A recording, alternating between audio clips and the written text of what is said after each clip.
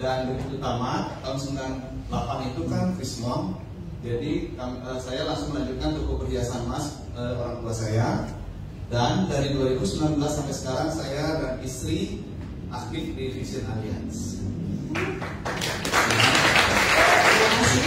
Kemudian saya sendiri lahir dan mengenyam pendidikan dari TK sampai SMA di kota yang tidak pernah terang, gelap terus karena di baliknya papan.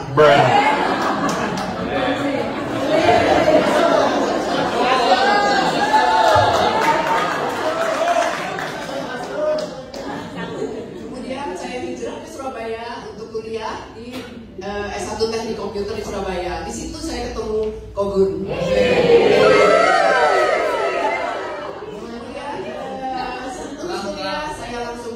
Seperti Bu Desi, saya kerja di satu tempat aja, loyal.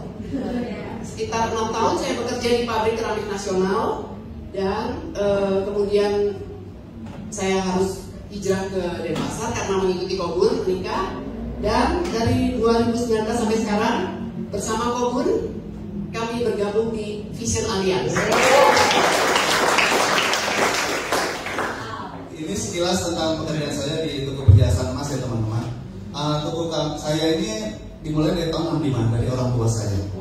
Kemudian saya lanjutkan sejak tahun 98. Toko saya di Jalan Diponegoro Denpasar dengan kekhususan custom made jewelry dengan kualitas yang lebih bagus serta khusus di berlian, tapi yang berkualitas bagus ya. Salah testimoni.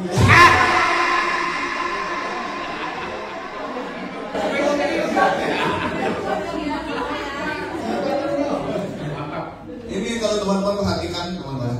Jadi saya sangat enjoy sih di toko perhiasan. Ini kalau teman-teman perhatikan ya, kalau berlian yang berkualitas dia ada nomor kode khusus. Setiap berlian itu ada kode uniknya setiap masing-masingnya. Untuk catatan ini sekitar 1 karat itu harganya itu 250 juta. Jadi teman-teman bisa bayangkan kalau misalnya ada sumpel, gilting dan cincin, perlu income MDIT.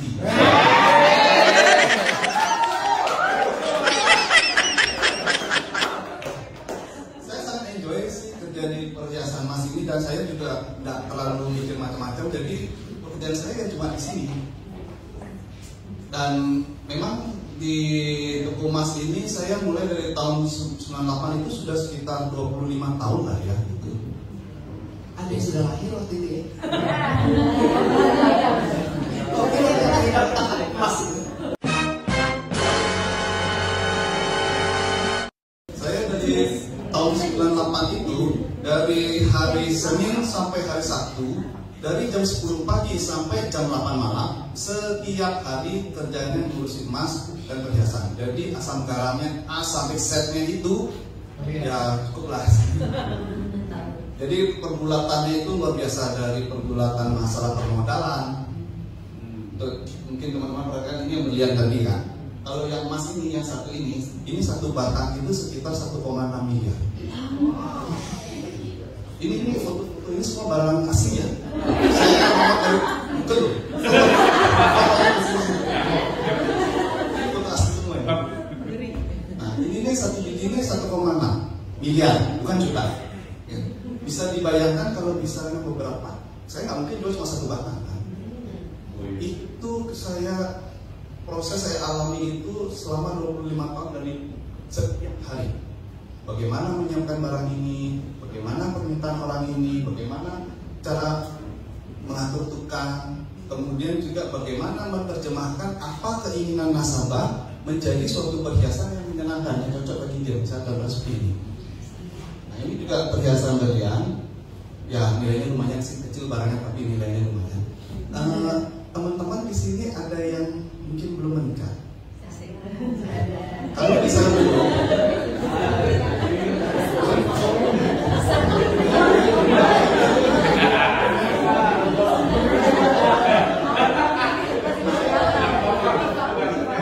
Kalau misalnya yang belum nikah, ya, saya kasih bocoran sedikit aja. Untuk cincin kawin kawin polos yang biasa, tidak pakai permata segala macam, itu tolong disiapkan dana minimal 20 juta. Itu belum lain-lain. Jadi kabur. Ya.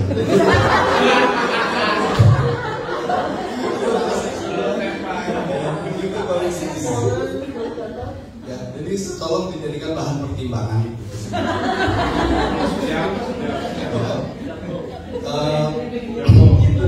Sorry. Jadi itu sudah makanan sehari-hari. Saya tuh selalu setiap malam itu karena bisa nggak tidur, besok pesanan orang ini bagaimana. Kadang-kadang bisa kejadian begini loh. Besok orang yang mau kawin, sekarang tukangnya izin sakit. Saya pernah nganter kerja kawin itu ke tempat upacara pernikahannya supaya tidak telat kawin. Betul. Pemberkatannya pun setelah itu. Nah, hal-hal seperti itu terjadi dan itu saya alami setiap hari. Cuma saya tidak mengeluhkan. Saya kalau misalnya dari pekerjaan saya cukup menyenangi. Dari income pun ya saya tidak mengeluh sih. Tidak banyak-banyak banget tapi cukup. Sekilas info tentunya boleh. Sekilas info. Saya waktu kerja waktu kuliah kan kita dapat income gitu ya. Pengen deh beli yang kecil begitu. Nah, cerita di Surabaya itu keliling. TP tahu? TP, Pasar Antum, itu keliling lihat-lihat itu ya. Setelah melihat hasil produksinya Kobun, yang lain itu lewat. Sekilas info. Bukan promosi. Testimoni Allianz.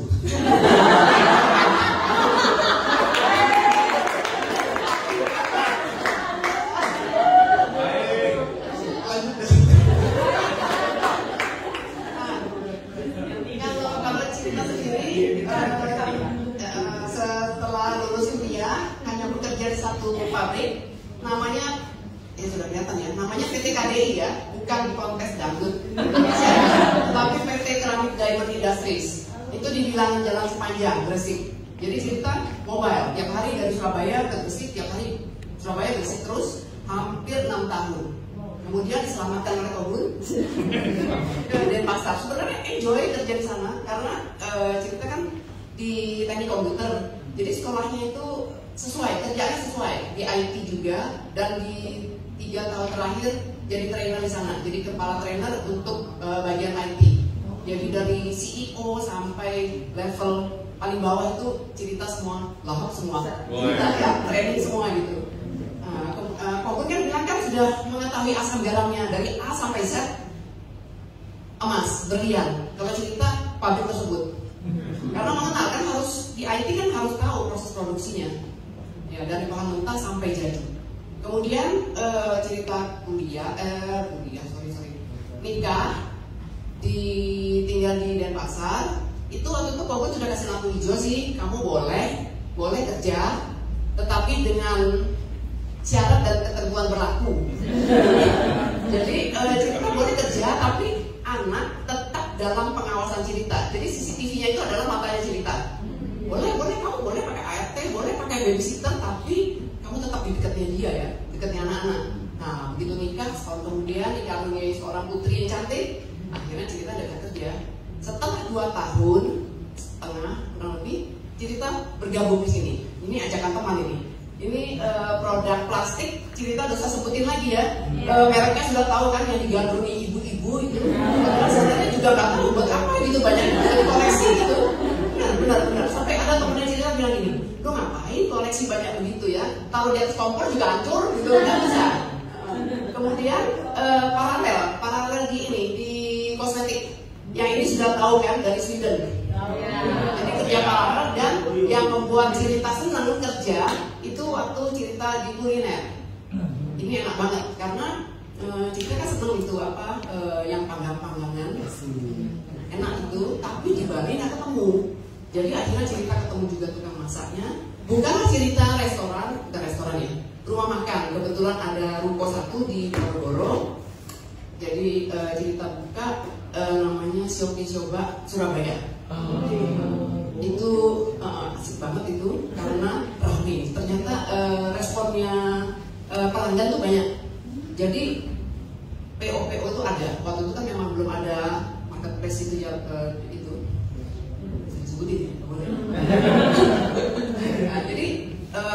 orderan lewat telepon, terutama Natal, tahun baru, Imlek, ya sembahyang itu juga banyak. Cuma namanya kita bekerja selalu ada tantangan, ada rewardnya juga pasti ada. Kalau di produk plastik MLM ya multi level, ya tantangannya adalah kita tiap bulan kan harus tutup poin tapi tiap bulan riset lagi setiap bulan, dan itu ya lumayan capek juga. Kemudian kalau di kuliner enggak, kalau kuliner itu santai sih, soalnya Kogun juga suka makan, jadi asik kan makan terus ya gratis. Tapi kalau saya Kogun marah. Gak mau makan sayur ya, gak mau makan sayur, benar sayur dipinggirin. Cuman ya kalau di kuliner itu ya dimana kita tetap standby untuk menjaga kualitas makanan. Masakan itu harus kualitasnya oke, sesuai dengan selera pelanggan. Nah itu masalahnya karena SDM-nya itu adalah tukang masak kan. Tukang masaknya itu tidak mau mendelegasikan ke rekan-rekan kerjanya. Lain kan beda di sini. Kalau di sana enggak. Jadi mereka maksudnya ini adalah rahasia dapur saya. Nah, sedangkan cerita harus bagaimana supaya makanannya tetap taste-nya tetap oke. Nah, setelah itu cerita jalanin ini sampai anak kedua lahir. Nah begitu anak ketiga lahir, udah cerita harus memutuskan untuk kembali ke dunia rumah tangga lagi karena anak sudah 3 dan harus maksimal untuk mereka. Ya, bagus.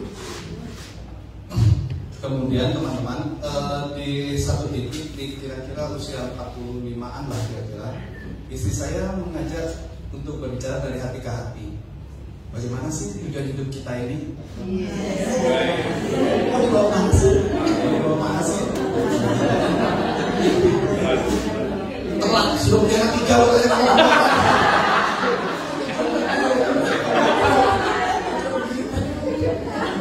Nah, jadi maksud saya kita bicara hidup ini apakah memang harus begini ya? Dari pagi sampai malam di toko, terus berpulang begitu bertahun-tahun. Setidaknya kita tuh harus memiliki arti lah ya pada sesama. Kita tuh harus punya sesuatu untuk dibagikan. Kita harus punya purpose, punya tujuan kehidupan itu. Akhirnya di 2019 kami bergabung di Vision Alliance. Terus terang momentum saya bergabung di Vision Alliance ini sesuatu yang tidak terduga. Ngomong sesungguhnya, bisnis asuransi, profesi agen asuransi adalah profesi nomor terakhir yang akan saya geluti.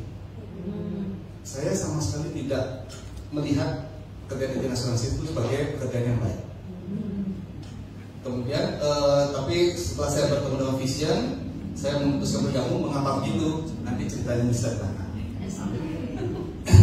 Kemudian kami memiliki pengalaman yang tidak terlupakan dalam perjalanan bisnis ini. Di tahun 2022, istri saya terdiagnosa kanker payudara.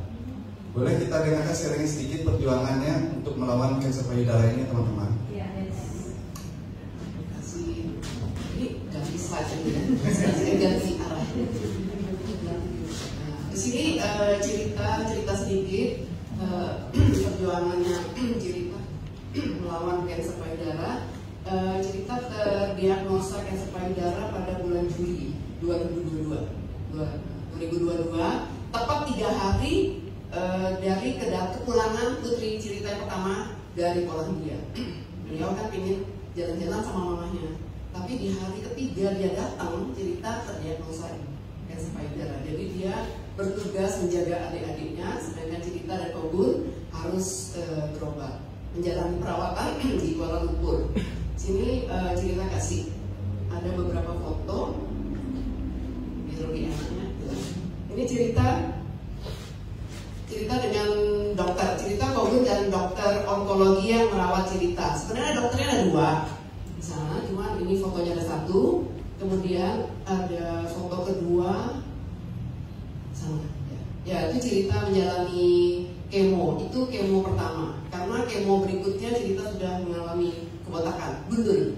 Sekalian cerita gundul, biar daripada rontok-rontok ya gundulin sekalian. Itu kemo kedua. Dan itu lihat ada kantong-kantong warna ungu itu. Kantong-kantong warna ungu itu adalah obat-obat keras, obat kemo, dan obat target terapi itu juga obat keras. Jadi kita nggak boleh sentuh itu obat-obat yang warna ungu itu. Warnanya bagus ya, tapi sangat keras. Kemudian setelah menjalani kemoterapi, cerita operasi ya, pembedahan. Nah, itu di foto paling atas itu. Ini fotonya agak kocak ya. Coba lihat itu cerita kan.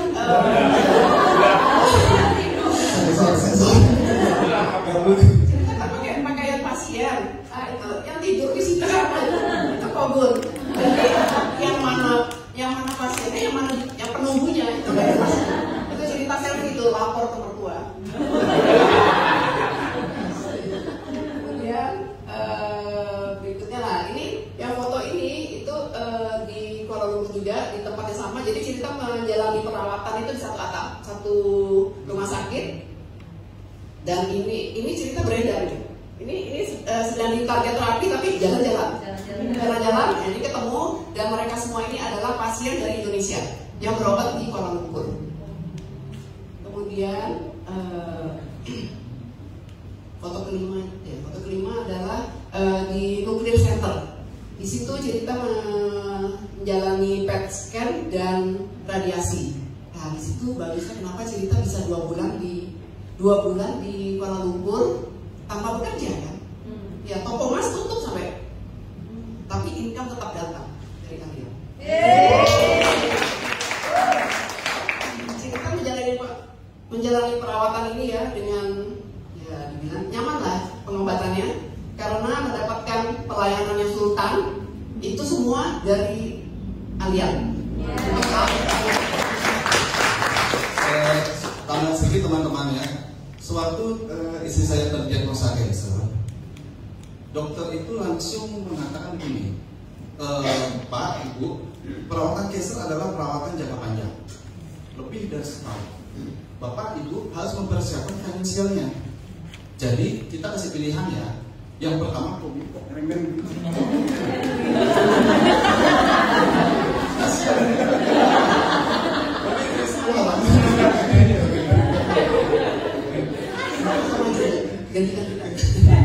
jadi saya balik, tolong diatur finansialnya. Opsi pertama adalah menggunakan obat paten. Biayanya kira-kira sekian, cukup lumayan, di atas 1,2 miliar. Kemudian opsi kedua, kalau memang finansialnya belum cukup, Bapak Ibu boleh menggunakan obat generik. Obat generik akan lebih murah, setengahnya saya kira itu. Lebih murah dari setengah kalau itu kira-kira. Nah, itu dijabarkan di depan. Bapak mau perawatan yang mana? Kemudian karena saya yakin dan saya sangat percaya telah membuat keputusan yang tepat melindungi keluarga saya dengan proteksi yang terbaik dari Allianz, saya meminta dokter itu, Dok, apakah ada pilihan ketiga? Opsi sultan. Ya, pilihan ketiga itu adalah tolong berikan obat yang lebih baik daripada obat yang terbaik ini, agar istri saya tercinta ini mengalami pengobatan dengan nyaman. Jawaban dokter, ada Pak, ini sudah terbaik Pak. Ya sudahlah, kita ambil obat yang paten itu, dan teman-teman itu di cover penuh oleh Allianz. Tambahan lagi sebagai bahan perlindungan untuk Bapak Ibu mungkin yang sudah menikah atau belum. Kalau misalnya salah satu anggota keluarga Anda yang Anda sangat cintai mengalami sebuah resiko kehidupan seperti yang kami harapkan, yang kami alami, kami tidak tercapai, sudah siapkah Anda? Bisakah Anda meminta dokter untuk memberikan opsi sultan? Sekedar silakan dijawab diri sendiri.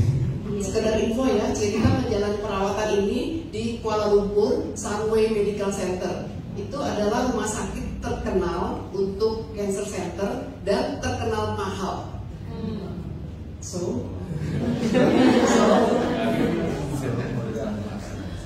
next ya? Ya. Ini 2022 kami terdiagnosa, dan ternyata seperti yang tadi disebutkan adanya blessing in disguise. Pengalaman yang tidak terduga ini kami ambil sisi positifnya. Ternyata dengan adanya proteksi Allianz ini sangat-sangat membantu keluarga kami. Apa salahnya kalau kami berbagi lebih intens lagi ke teman-teman yang kami sayangi, lebih intens lagi ke saudara-saudara yang kami cintai, dan ke seluruh masyarakat. Itu memberikan nilai pada kehidupan kami, memberikan nilai lebih.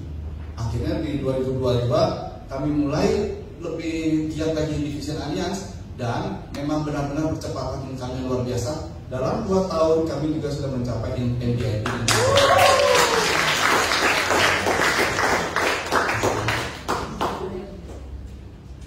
Kalau misalnya saya bertemu dengan teman-teman ya, duduk-duduk sampai semua tanya, kenapa sih kok masuk agen asuransi? Spesifiknya, kenapa sih kok Anda masuk ke Vision? Sebelum saya bergabung dengan Vision, banyak sekali dari perusahaan yang merah, kuning, hijau, biru segala macam itu juga menghubungi saya untuk menjadi agent. Dan terus terang, saya tidak terus terang saya tidak terlalu fokus dengan permintaan itu, karena seperti yang saya sebutkan tadi, profesi agen asuransi itu terus terang saya tidak toleh pada waktu itu.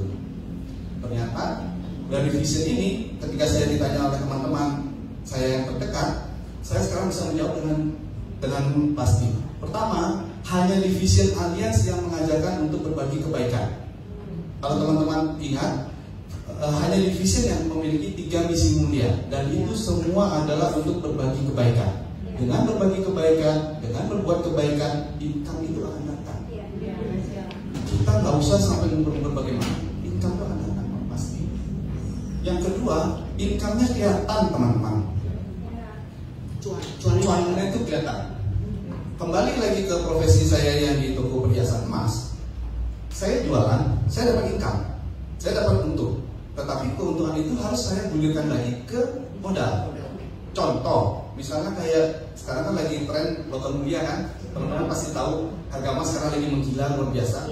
Anggaplah logam mulia yang 100 gram itu 160 juta. Oke, saya jual 161, saya untung 1 juta. Untung kan? Tetapi untungan itu saya harus belikan lagi emas. Pada saya belikan emas lagi, emas itu mungkin sudah menjadi 165 juta. Bahkan terakhir ini sudah 170 juta. Dengan kata lain, saya dapat untung ya, barang rugi. Modal saya 100 gram, saya beli kembali cuma dapat 99 gram. Modal mengecil, toko mengecil, lama-lama bisnisnya tambah nggak bagus. Di Vision Alliance nggak ada begitu-begitu.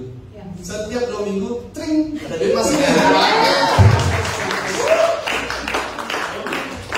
Nggak usah lagi beli modal lagi, pakai aja langsung deh.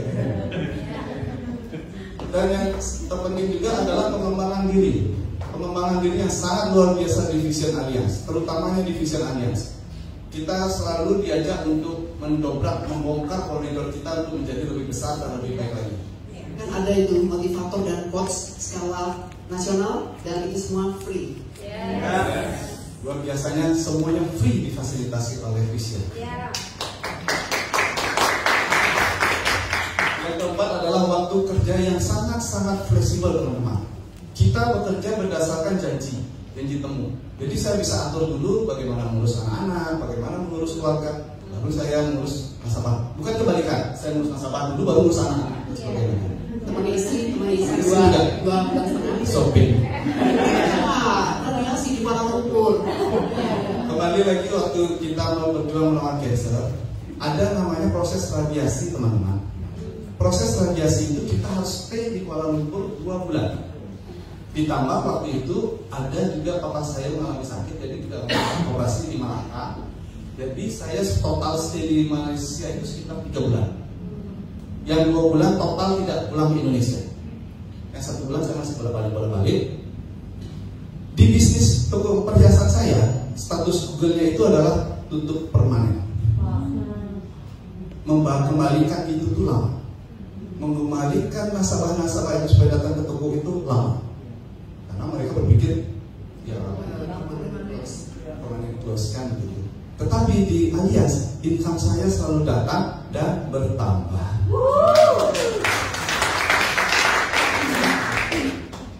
Dan komunitas positif yang luar biasa teman-teman. Ya teman-teman lihatlah di kantor ini bagaimana kondisinya, ganteng-ganteng, cantik-cantik.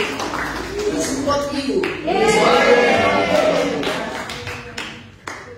Nah, teman-teman, ini sudah mau mengakhiri slide saya.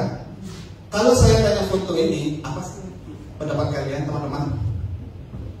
Foto apa ini? Benar sekali.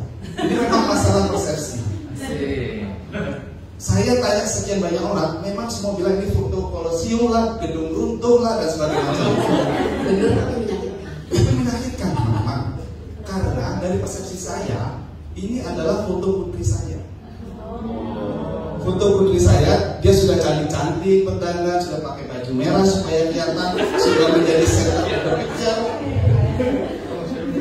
Tapi tetap jadi Kolosium. Bagaimana sakitnya saya ini? Putri saya kuliah di tempat yang jauh itu, teman-teman. Jadi waktu dia berlibur, dia jalan main-main ke negara-negara tetangganya itu. Nah, di negara-negara tetangga itu dia kadang-kadang sama temennya, kadang-kadang sendiri. Nah, waktu ini dia sendiri, dia memfoto di Kolosium ini sendirian. Kok rasanya ada yang kurang ya? Tempatnya bagus, orangnya cantik, tapi kok rasanya ada yang kurang. Maka di April 2025, 2 minggu lagi, foto ini akan ketambahin.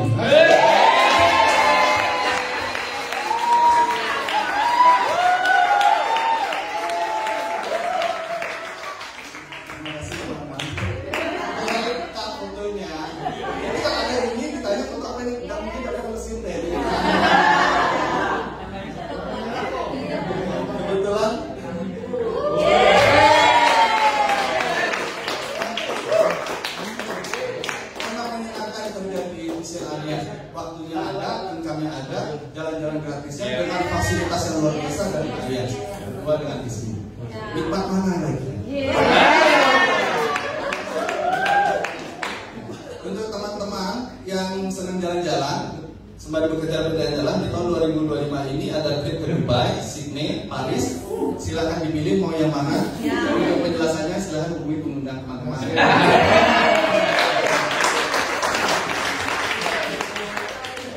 Sekian dari saya. Terima kasih. Terima kasih teman-teman.